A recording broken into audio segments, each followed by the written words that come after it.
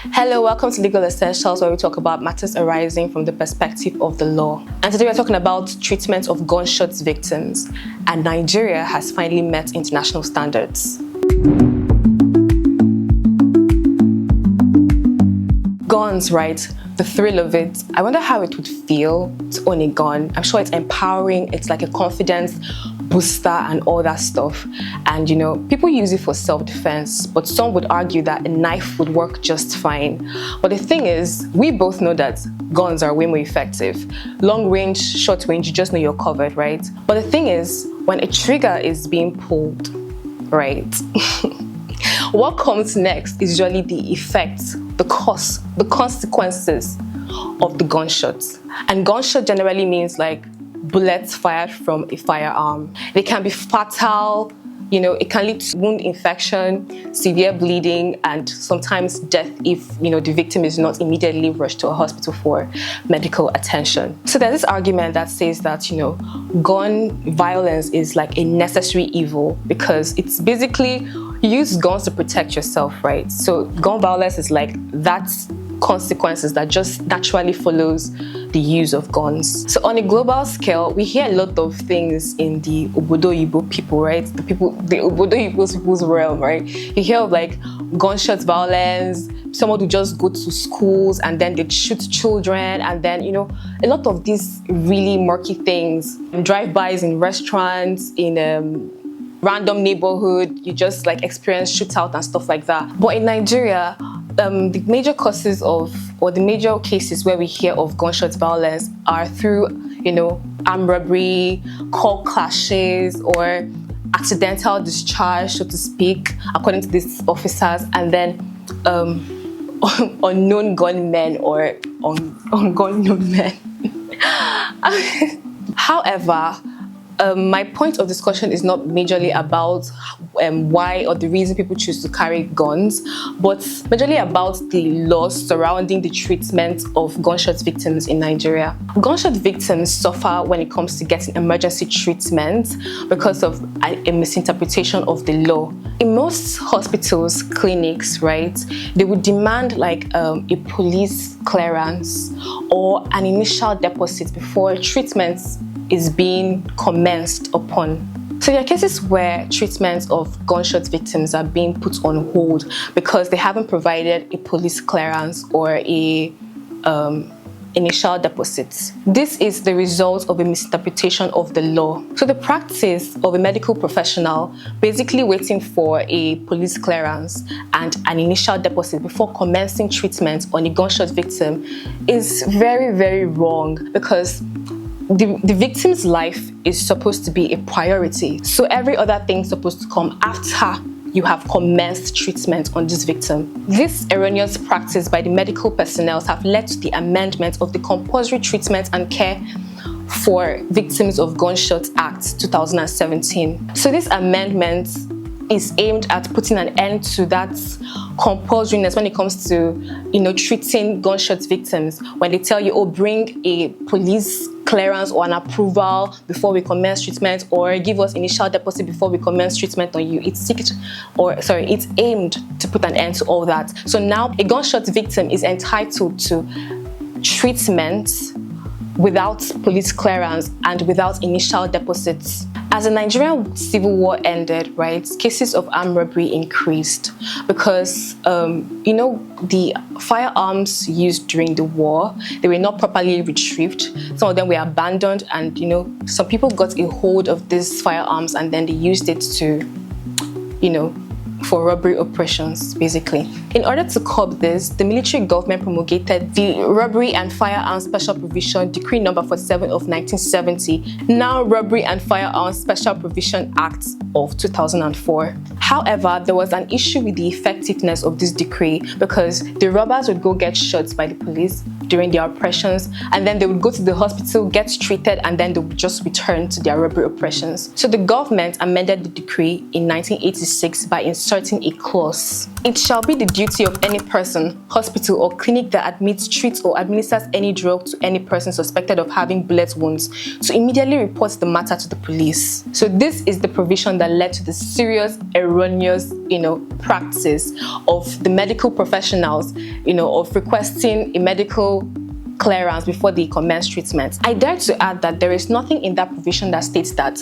a gunshot victim cannot be treated before, reporting the matter to the police. The practice of a mandatory provision of a police clearance before commencing treatment on a gunshot victim is very erroneous, and it's a misinterpretation of the law. The Compulsory Treatment and Care of Victims of Gunshot Act was established to oversee or to guide the treatment, the mandatory treatment that must be given to victims of gunshots or gunshot victims. It provides instructions on the rights of gunshot victims and the obligations of security personnel, hospitals, and anyone that relates with the gunshot victim. Section 15 of the Act defines a victim as a person who sustains injuries as a result of gunshots, powder burn, or any other injury arising out of or caused by the discharge of a firearm. The interpretation does not include other life-threatening injuries caused by knives or any other sharp objects. We're just focusing on gunshots here, right? Gunshot victims. So for better understanding of this overview, right,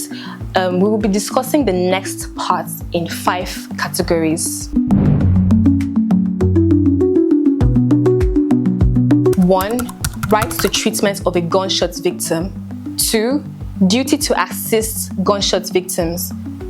3. Obligations of the hospital. 4. Obligation of the police. And 5.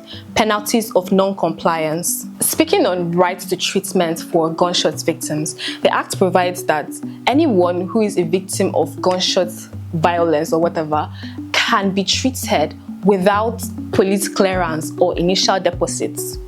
So now you can, not you, but a gunshot victim can go to the hospital and they are entitled to being treated without initial deposits or police clearance. That's basically what it means. And they have to be treated with respect and dignity, no inhuman treatment or torture. So in cases where the gunshot victim doesn't have the money to foot this bill, or God forbid they die, does it mean that the cost of this treatment would fall on the hospitals? I don't think so. So I believe that, or I suggest that the government should come in and shoulder this treatment costs. The second part is duty to assist gunshot victims, and it basically provides that anyone with a gunshot wound should be rushed immediately to the clinic by, anybody available. Anyone that sees this person in such situation should, immediately step in and assist the person to get to the nearest clinic. This includes security personnel, which includes the police.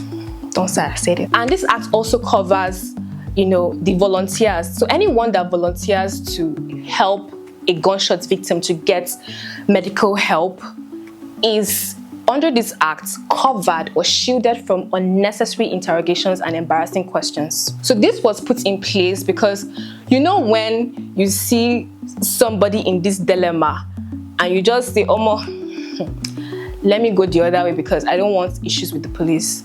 So this particular, protection was offered to the volunteers, to shield them so that nobody would feel discouraged from helping somebody in need. You get? And if you're in a place, if you're in a position to help somebody in this situation and you turn your back, there are legal consequences involved. I tell you now. So the third part is obligation of the hospital. We have about 4 obligations of the hospital in cases like this. One is when a gunshot victim has been accepted into the hospital, within 2 hours of commencing treatment on this victim, should make a report to the police. Listen, key word is within 2 hours of commencing treatment, meaning they have already started treatment on this victim before a report is being made to the police. The second one is within 24 hours of identifying the victim, their family or relatives should be contacted. The third is that the hospitals are mandated to keep record of every treatment that has been given to the injured person. And the fourth is that after a treatment has been, carried out on a gunshot victim, they are to be given some sort of like a medical report to show that this victim is fit for interrogation. So the police are not to conduct any interrogations with the victim unless a medical report or a medical clearance is being, given to show that this person is ready mentally, physically, emotionally for whatever interrogations the police have. This therefore protects the victim from being forcefully taken, for interrogations. So this is to protect the dignity of the victim. So the police are obligated to ensure that they offer premium aid to any gunshot victim, and to also ensure that these victims are immediately rushed to the nearest clinic for medical attention, because a victim's life is a priority. Also, the police are expected to commence investigation immediately they get a report that such a situation has happened, like someone has been shot. They need to commence immediate investigation to ascertain the conditions or the circumstances under which this person was shot.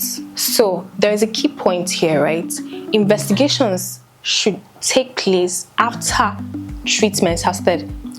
Let there be a confirmation that treatment has begun on the victim before the police can continue or start their investigation. So the legal consequence of standing by, in quotes, is a sum of 500,000 naira and 5 years imprisonment, or both of them. The aim of this provision is to protect gunshot victims so that nobody leaves them or abandons them in this situation, for whatever reason. This also includes medical practitioners, because there will be no reason, as to why they won't offer immediate assistance to gunshot victims. So if they do, they're equally liable to be penalized by the law.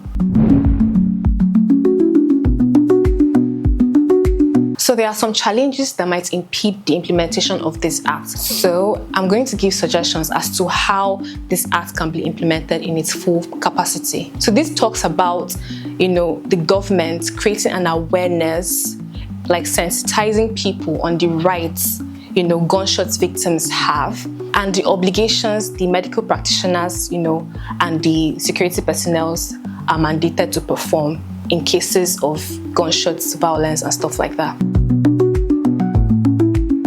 Amendment to suit other forms of life-threatening wounds. This goes to say that we should open up the scope, broaden it a bit. Let's not just narrow it to gunshot wounds only. People with knife wounds, as far as it's life-threatening, they should have equal access to medical facilities and have equal, the same rights like that has been given to the gunshot victims. And number 3, we have enforcement through the Nigerian police force. So the Nigerian police force can help with enforcing this, this act by making sure that if for example, a hospital slacks and abandons a gunshot victim, they can step in and prepare charges against hospitals and medical personnel, just to make sure that we drive home the point that these victims' lives are more important and they should be a priority. So if you see a victim of gunshot wounds, don't be scared as a bona fide citizen of this country to step in and help this person get to the nearest hospital. And you as a medical practitioner, don't also wait for police, reports or clearance before you commence treatment on this person, So having said that, let's remain law-abiding citizens, and if you want to get a gun, remember to get a license. Do not own guns illegally. So that is it for today's episode. I hope you enjoyed this video. If you did, like, drop a comment, share with your friends and family, and do not forget to subscribe to this channel if you enjoyed what you saw, obviously. It's your host, Sharon. So we'll see you again. Ciao.